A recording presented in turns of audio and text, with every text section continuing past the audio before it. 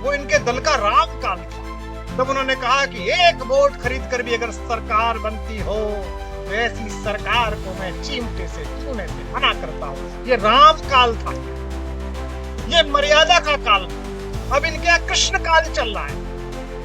Vote किसी की भी हो, बनाएंगे हम ही, आप चिंता मत करो।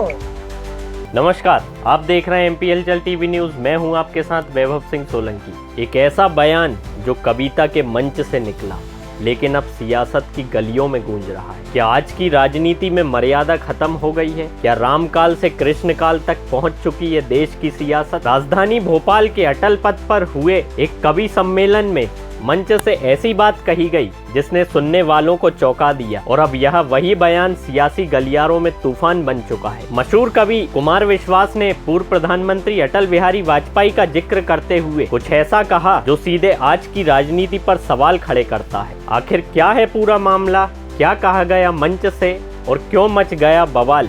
देखिए हमारी खास रिपोर्ट। अटल पथ पर आयोजित इस कवि सम्मेलन में बड़ी संख्या में लोग मौजूद रहे। हास्य, व्यंग और देशभक्ति से ओतप्रोत कविताओं के बीच जब मंच पर आए कुमार विश्वास तो उन्होंने अपने खास अंदाज में श्रोताओं का दिल जीत लिया। लेकिन इसी दौरान उन्होंने एक ऐसा बयान दिया जिसने सियासी हलकों में हलचल मचा दी। कुमार विश्वास ने पूर्व प्रधानमंत्री अटल बिहारी वाजपेयी का जिक्र करते हुए कहा, अटल बिहारी वाजपेयी ने कहा था कि एक वोट खरीदकर भी सरकार बनती है तो ऐसी सरकार को मैं चिमटे से छूना भी पसंद नहीं करूंगा। उन्होंने आगे कहा, वो राम काल था, वो मर्यादा का काल था। अब इनकी पार्टी में कृष्ण काल चल रहा है। वोट किसी की भी हो, बनाएंगे हम ही। कुमार विश्वास के इस बयान को राजनीतिक कटाक्ष के तौर पर भी देखा जा रहा है, जिसमें उन्होंने पुराने और वर्तमान राजनीतिक दौर की तुलना करते हुए व्यवस्था पर सवाल उठाए। कार्यक्रम में मौजूद लोगों ने कवि सम्मेलन का भरपूर आनंद लिया। जहां एक और हास्य और व्यंग ने माहौल को हल्का किया, वहीं इस तरह के बयानों ने गंभीर चर्चा को भी जन्म दे दिया। कवि सम्मेलन में देश भर के कई नामी कवियों ने अपनी प्रस्तुति दी और देर रात तक श्रोताओं को बांधे रखा। फिलहाल कुमार विश्वास का यह बयान अब चर्चा का विषय बन चुका है। कविता के इस मंच से उठी यह बात अब सियासत के गलियारों तक पहुंच गई है। अब सवाल ये है, क्या ये सिर्फ एक कवि का व्यंग था या फिर राजनीति के बदलते चरित्र पर एक बड़ा संकेत? फिलहाल के लिए इतना ही। देखते रहिए एमपी हलचल टीवी न्यूज।